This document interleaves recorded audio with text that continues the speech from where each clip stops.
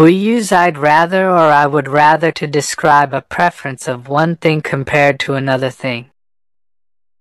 I'd is a contraction of the words I had or I would. Here are some examples. I would rather walk than run. I would rather walk than run. I would rather go home than stay out too late. I would rather go home than stay out too late. I would rather exercise than sit on the couch all day. I would rather drink tea than coffee.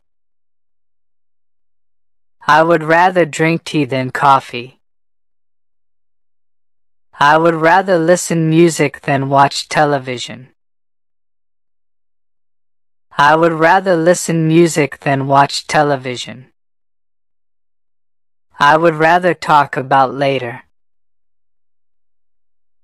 I would rather talk about later. She would rather have breakfast. She would rather have breakfast. I would rather have a cat than a dog. I would rather have a cat than a dog.